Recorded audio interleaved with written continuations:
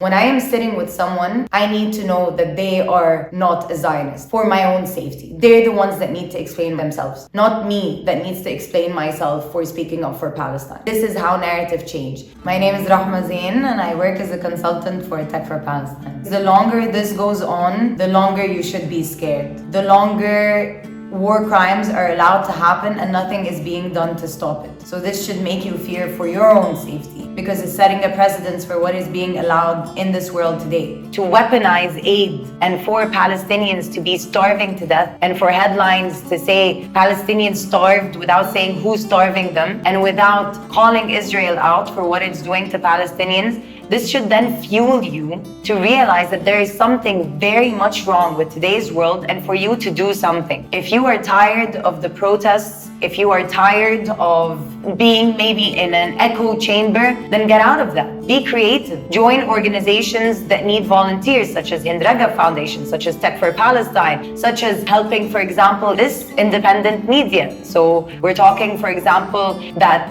CNN, BBC, and all this mainstream media is complicit and not providing you with the news that you need to know. Be active in your society. If you're sitting in a restaurant in Switzerland, in Zurich, and you find that you are worried to mention what's happening in Palestine, if you need to start out the conversation with saying, but the women and children and negate the men, then you are being made to undermine your message and undermine the narrative. There is nothing to apologize about when you are saying the massacre and theft of land and life is wrong. That is the bare minimum that you can do to people. And if some people are making you feel apologetic for stating this, then you should turn that around and make sure that they are apologetic for daring to justify a child getting burnt alive in a wheelchair because he couldn't run away. A father going to get aid for his family and being bombed. A mother who has to choose which child lives and dies because of the lack of medical condition. It is shocking that there are people that dare justify these atrocities that we are not just seeing daily, that we are seeing hourly. If you are having to tread on eggshells for talking about this topic, then you are not in a civilized world.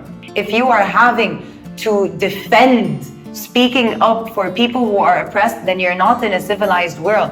Then you are living a lie. And I understand that for some people it's easier to believe the PR messages that are being propagated by Israel. But at some point, it's your responsibility to wake up to this. I'm not going to wake you up. It is your own responsibility. You live in this world. Despite it being easier to go about your 9 to 5, at some point, you have to wake up to this decaying system. If they can do this to a child, because the word Palestinian is before child, they can do this to your children as well. It is a very scary world when you have politicians being scared of protests rather than being scared of soldiers purposely shooting children in the head. It is a very alarming sign that I need to be palatable when discussing war crimes.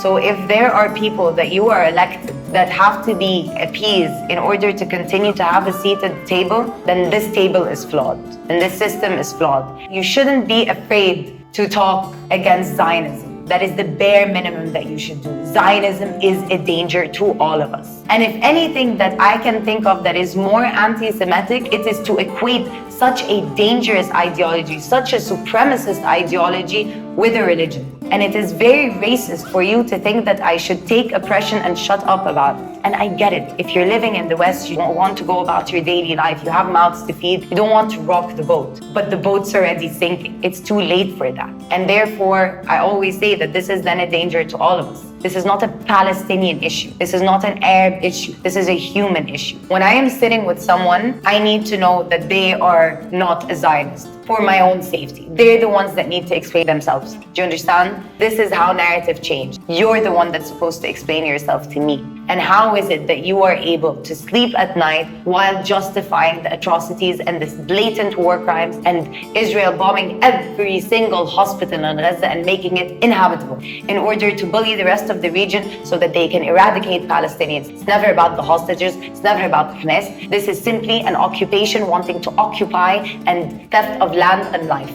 The truth is now blatant, and that's why everyone who's still remaining to speak up for Zionism is looking more ridiculous day by day. A lot of mainstream feminists, those that advocate human rights, have been actually perpetuating or have been a catalyst when it comes to dehumanizing of people in the region. But now what we are seeing is this dehumanization is being used to justify the killing of thousands. So the absolute hypocrisy of it has been shown. And this is why we say that Palestine has unmasked the whole world. Because these thought leaders, these people who claim to be on the left, are just as bad, if not worse. Because they come across as if they're on your side, but they're absolutely not. Because if you are unable to speak up for one child, because the word Palestinian is before child, then who are you?